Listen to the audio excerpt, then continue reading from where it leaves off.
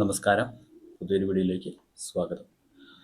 ഉം, ഞാൻ കഴിഞ്ഞ ദിവസമൊക്കെ പറഞ്ഞത് ഈ ഡാർക്ക് വെബിൻ്റെ ഇല്ലീഗലായിട്ടുള്ള കാര്യത്തെക്കുറിച്ചാണ്. ഇപ്പം രാജ്യത്ത് നിരോധിച്ചിരിക്കുന്ന മയക്കുമരുന്നുകൾ, പിന്നെ മറ്റുള്ളവരുടെ ബാങ്ക് ഡീറ്റെയിൽസ്, പാസ്വേഡ്, അതിനെയൊക്കെ കുറിച്ചായിരുന്നു ഞാൻ കഴിഞ്ഞ ദിവസം പറഞ്ഞത്. ഇനിയിപ്പം പറയാൻ പോകുന്നതെന്ന് വെച്ചാൽ, ഇപ്പം നമ്മൾ ഈ ഓൺലൈനായിട്ട് നിന്നും സാധനങ്ങൾ നമ്മൾ മേടിക്കും. ഇപ്പം ഫ്ലിപ്കാർട്ടിൽ നിന്നും ആമസോണിൽ നിന്നും മീഷോയിൽ നിന്നും അങ്ങനെയുള്ള വെബ്സൈറ്റുകളിൽ നിന്നും ആപ്പുകളിൽ നിന്നൊക്കെ നമ്മൾ ഡ്രസ്സ്, ഇലക്ട്രോണിക് ഗാഡ്ജറ്റ്സ് അതുപോലുള്ള സാധനങ്ങൾ മേടിക്കുന്നു. അപ്പോൾ ഇത് പണം നമ്മൾ അവർ നേരിട്ടും കൊടുക്കുകയാണ്, ഈ ആമസോണിലും അതിലൊക്കെ. പക്ഷേ ഈ ഡാർക്ക് വെബിൽ ഇതുപോലൊരു സൈറ്റ് ഉണ്ട്. ഏതൊരു സാധനം നമ്മുടെ ഇഷ്ടത്തിന് നോക്കി മേടിക്കാൻ, അതിൻ്റെ റേറ്റിംഗ് ഒക്കെ നോക്കി മേടിക്കാൻ, അതുപോലെ തന്നെ ഹോം ഡെലിവറി ഒക്കെ ആയിട്ടുള്ള ഒരു വെബ്സൈറ്റ് ഈ ഡാർക്ക് വെബിൽ ഉണ്ട്. അതിൻ്റെ ആ കാര്യത്തെക്കുറിച്ചാണ് പറയാൻ പോകുന്നത്. അവിടെ പല കാര്യങ്ങളും കിട്ടും. നമ്മുടെ രാജ്യത്ത് നിരോധിച്ചിരിക്കുന്ന പല കാര്യങ്ങളും ഈ ഡാർക്ക് വെബിലൂടെ കിട്ടുന്നതാണ്. ഈ ടോപ്പിക്കിൻ്റെ ഹെഡ്ലൈൻ എന്ന് വെച്ചാൽ മനുഷ്യത്വം പണയപ്പെടുത്തിയ ഡാർക്ക് വെബ് വിപണികൾ. മനുഷ്യത്വം വരെ അതിൻ്റെ അകത്ത് പണയം വെച്ചിരിക്കുന്നതാണ് ഈ പുസ്തകം പറയുന്നത്.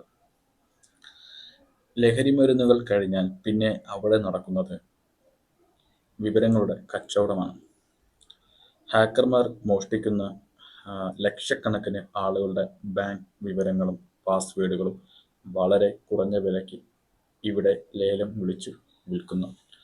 നമ്മളുടെയൊക്കെ എന്താ പറയുക, നമ്മളൊക്കെ ഈ ബാങ്കിലൊക്കെ നമ്മുടെ പൈസയും ബാങ്ക് ഡീറ്റെയിലൊക്കെ വളരെ സുരക്ഷിതമാണ്, ഒരാളും അറിയത്തില്ല എന്നൊക്കെയാണ് ബാങ്ക് പറയുന്നത്. പക്ഷേ അവരെയൊക്കെ കടന്നാക്രമിച്ചാണ് ഈ ഹാക്കർമാർ നമ്മുടെയൊക്കെ ബാങ്ക് വിവരങ്ങളും പാസ്വേഡുകളൊക്കെ ഹാക്ക് ചെയ്യുന്നത്. അപ്പോൾ നമുക്ക് ഇന്ന് ഉപയോഗിക്കുന്ന നമ്മുടെ ഇൻസ്റ്റാഗ്രാം ആണെങ്കിലും ഫേസ്ബുക്ക് ആണെങ്കിലും യൂട്യൂബൊക്കെ ആണെങ്കിലും ഒന്നും ഇന്ന് സുരക്ഷിതമല്ല. ചിലപ്പോൾ നമ്മുടെ മൊബൈല് ലോക്കിട്ടിട്ടുണ്ടെങ്കിലും അതുവരെ ഹാക്ക് ചെയ്യാൻ കഴിയുന്ന ഒരുപാട് ഹാക്കർമാർ ഇന്ന് ഈ നാട്ടിലുണ്ട്. നമുക്ക് ഒരു തരത്തിലും ഈ എന്താ പറയുക, ടെക്നോളജി പരമായിട്ട് നമുക്ക് ഒരു തരത്തിലും ഒരു സുരക്ഷിതവും ഇല്ലെന്നാണ് ഈ ബുക്ക് പറയുന്നത്. നമ്മളിൽ പലരും ഓൺലൈൻ ഷോപ്പിങ്ങിനായി ആമസോൺ, ഫ്ലിപ്കാർട്ട് തുടങ്ങിയ ആപ്പുകൾ ആശ്രയിക്കുന്നവരായിരിക്കും. നമുക്ക് ആവശ്യമുള്ള സാധനങ്ങൾ തിരയാനും ഓർഡർ ചെയ്യാനും അവ എത്താനും ഈ പ്ലാറ്റ്ഫോമുകൾ സഹായിക്കുന്നു. സമാനമായ രീതിയിലാണ് ഡാർക്ക് വെബിലെ മാർക്കറ്റിംഗ് പ്രവർത്തിക്കുന്നത്. പക്ഷേ ഇവിടെ ആമസോണോ ഫ്ലിപ്കാർട്ടോ ഇല്ലെന്ന് മാത്രം. പകരം തീവ്രവാദികളും ലഹരിമരുന്ന് മാഫിയകളും നിയന്ത്രിക്കുന്ന ഭീകരമായ വെബ്സൈറ്റുകളാണ് ഈ വിപണിയെ ഭരിക്കുന്നത്.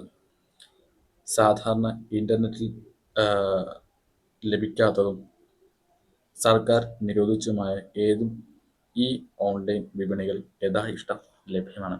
ഞാൻ പറഞ്ഞല്ലോ, ഇപ്പം നിരോധിച്ചിട്ടുള്ള മയക്കുമരുന്നുകളും അതുപോലുള്ള മറ്റ് ഉപകരണങ്ങളൊക്കെ ഈ ഡാർക്ക് വെബിലൂടെ നമുക്കത് ഓർഡർ ചെയ്ത് വരുത്താം. മാരകമായ ലഹരി മരുന്നുകളാണ് ഈ വിപണിയിൽ ഏറ്റവും കൂടുതൽ വിൽക്കപ്പെടുന്നത്.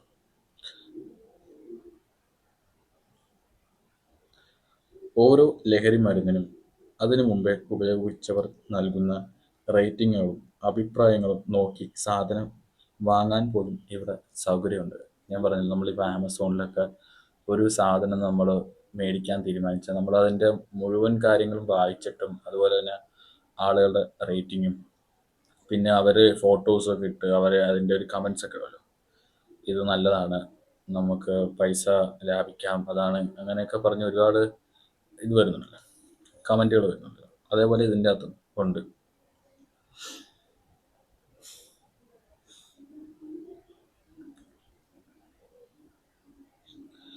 ലഹരി മരുന്നുകൾ കഴിഞ്ഞാൽ പിന്നെ അവിടെ നടക്കുന്നത് വിവരങ്ങളുടെ കച്ചവടമാണ്. ഹാക്കർമാർ മോഷ്ടിക്കുന്ന ലക്ഷക്കണക്കിന് ആളുകളുടെ ബാങ്ക് വിവരങ്ങളും പാസ്വേഡുകളും വളരെ കുറഞ്ഞ വിലയ്ക്ക് ഇവിടെ ലേലം വിളിച്ച് നൽകുന്നു.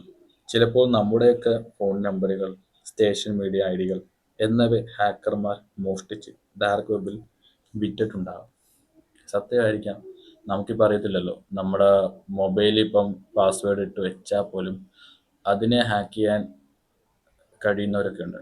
നമ്മൾ ഇപ്പം ഞാൻ കേട്ടിട്ടുള്ളതാണ്, നമ്മുടെ ഫോൺ എല്ലാത്തിലും നമ്മളിപ്പം മറ്റുള്ളവർ എടുക്കാതിരിക്കാൻ വേണ്ടിയിട്ട് നമ്മൾ ലോക്ക് ഇട്ട് വെക്കുമെങ്കിലും അതിലെ രഹസ്യങ്ങൾ, വിവരങ്ങൾ എടുക്കാൻ ആ മൊബൈലിലെ ആളുകൾക്ക് കഴിയുമെന്നാണ് ഞാൻ കേട്ടിട്ടുള്ളത്. നമ്മളത് എത്ര ലോക്ക് ഇട്ട് വെച്ചാലും അത് സേഫായിട്ടിരിക്കത്തില്ല. അതുപോലെ തന്നെയാണ് നമ്മളുടെ ഇൻസ്റ്റാഗ്രാം അക്കൗണ്ട് ആണെങ്കിലും യൂട്യൂബ് ചാനലൊക്കെ ആണെങ്കിലും മറ്റ് വിവരങ്ങളൊന്നും, ഓൺലൈനായിട്ടുള്ള വിവരങ്ങളൊന്നും സേഫ് അല്ലെന്നാണ് ഇതിൻ്റെ അകത്ത് പറയുന്നത്. അപ്പോൾ എന്താ പറയുക,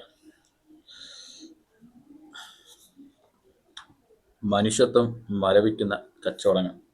ഇതിൻ്റെ അകത്ത് ഈ മനുഷ്യത്വം മരവിക്കുന്ന കച്ചവടങ്ങൾ കുറച്ചും കൂടെ എന്താ പറയുക, വളരെ ക്രൂരമായിട്ടുള്ള കാര്യങ്ങൾ തന്നെയാണ് നടക്കുന്നത്. ലഹരി മരുന്നിനേക്കാൾ വളരെ തീവ്രമായിട്ടുള്ള, അപകടകരമായിട്ടുള്ള കച്ചവടമാണ് ഇതിനകത്ത് നടക്കുന്നത്. ലഹരി മരുന്നിനും ആയുധങ്ങൾക്കും അപ്പുറം മനുഷ്യത്വം മരവിക്കുന്ന പലതും ഇവിടെ വിൽക്കപ്പെടുന്നുണ്ട്. അവയവ കച്ചവടമാണ് ഇതിൽ ഏറ്റവും ഭീകരം. വൃക്കകൾ, കരള്, ഹൃദയം തുടങ്ങിയ മനുഷ്യ അവയവങ്ങൾ ഇവിടെ ലേലം വിളിക്കപ്പെടുന്നുണ്ട്. ഈ ലഹരി മരുന്നും ആയുധങ്ങളും പോരാനായിട്ട് മനുഷ്യനെ തന്നെ വിൽക്കുന്ന പരിപാടികൾ ഇതിൻ്റെ നടക്കുന്നുണ്ട്.